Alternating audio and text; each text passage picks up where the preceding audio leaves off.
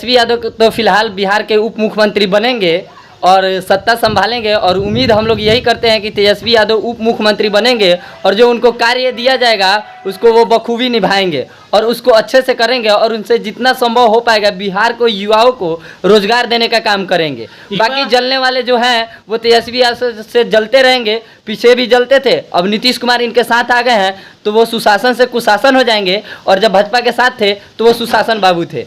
बिहार के राजनीति में बदलाव हुआ है और तेजस्वी यादव के साथ नीतीश कुमार मिल करके सरकार बनाई, यानी महागठबंधन का सरकार बनाया है। इसी मुद्दा पे हमसे बात करने के लिए राजनीतिक विशेषज्ञ, मतलब राजनीति में बहुत अच्छी जानकारी रखने वाले रोहित सवरिया जी जुड़े हुए हैं। आज हम इनसे इस सब मुद्दों पे चर्चा करेंगे। तेजस्वी यादव का सरकार आज बन जाएगा, तेजस्वी यादव शपथ ग्रहण कर लेंगे विधानसभा में और कई लोग अब जो तेजस्वी यादव के आलोचक हैं वो अब फेसबुक या और अन्य प्लेटफॉर्म पे अपना राय रखना शुरू कर दिए हैं कि तेजस्वी यादव का अब सरकार आ रहा है तो 10 लाख युवाओं को रोजगार मिलेगा।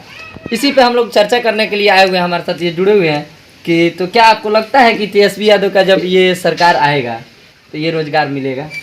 तो सबसे पहले तो महागठबंधन को अपना सरकार बनाने के लिए बहुत बहुत बधाई। और जहां तक रहा सवाल रोजगार देने की बात, तो हमें पूर्ण भरोसा है इस चीज़ को लेकर। जैसा कि तेजस्वी यादव ने भी अपने मैनिफेस्टो में लिखा था कि 10 लाख रोजगार जरूर देंगे, तो हालांकि रोजगार का जैसे पद जिस हिसाब से सृजन होगा उस हिसाब से रोजगार देंगे। लेकिन अगर इस बात को लेकर के अपनी जिद करना कि भाई 10 लाख आप बोले हैं पहली कलम से 10 लाख रोजगार दें, तो ये सवाल करने वाले क्या उस समय सवाल किए थे, क्या उस समय अपनी उंगली उठाए थे जब नीतीश कुमार पिछले दरवाजे से, ऐसे हम कह सकते हैं चोर दरवाजे से आकर के अपने सरकार जो बनाए थे? तो ये सवाल पूछना भी जाहिर सी बात है, लाजमी है। और नीतीश कुमार को मेरे तरफ से बहुत बहुत शुभकामना है, लेकिन साथ ही साथ हम ये भी कहेंगे कि वो उस प्रकार के सांप हैं जिनको अगर पाला जाएगा तो कभी भी अपने मालिक को डस सकता है। क्योंकि नीतीश कुमार पर एक कहावत, एक लोकोक्ति जो है हमेशा कही जाती है कि ऐसा कोई सगा नहीं जिससे नीतीश जी ने ठगा नहीं। क्योंकि अभी तक इतिहास जानता है 4 बार उन्होंने पलटी मार रखी, इसलिए उनका उपनाम पलटू राम बिल्कुल विख्यात है। 18 साल में 8 बार शपथ लेने का इनके पास एक रिकॉर्ड भी है मुख्यमंत्री के तौर पे।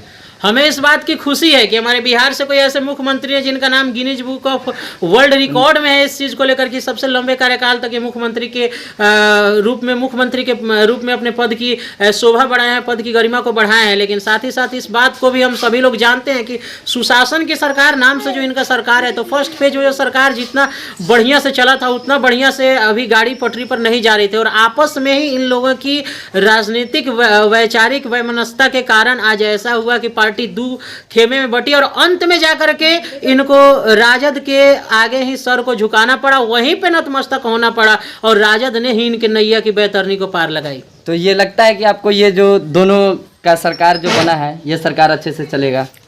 उम्मीद की जा सकती है, लेकिन इस बात को माना जा सकता है। हम इस चीज़ की हम शुभकामना बारंबार दे रहे हैं कि सरकार अच्छा से चले। लेकिन भाई हम तो अगर मेरे दिल से पूछिएगा तो हम यही कहेंगे कि भाई पलटू राम का कोई भरोसा नहीं है, कब कहाँ से किस तरह से बाजी पलट दें शतरंज के मोहरे की तरह से। इसलिए इनके ऊपर विश्वास करना, अपने आप को धोखे में रख करके जीना है, मैं तो यही कहूँगा। चलिए, तो तेजस्वी यादव तो फिलहाल बिहार के उप मुख्यमंत्री बनेंगे और सत्ता संभालेंगे और उम्मीद हम लोग यही करते हैं कि तेजस्वी यादव उप मुख्यमंत्री बनेंगे और जो उनको कार्य दिया जाएगा उसको वो बखूबी निभाएंगे और उसको अच्छे से करेंगे और उनसे जितना संभव हो पाएगा बिहार को युवाओं को रोजगार देने का काम करेंगे। बाकी जलने वाले जो हैं वो तेजस्वी यादव से जलते रहेंगे, पीछे भी जलते थे, अब नीतीश कुमार इनके साथ आ गए हैं तो वो सुशासन से कुशासन हो जाएंगे और जब भाजपा के साथ थे तो वो सुशासन बाबू थे।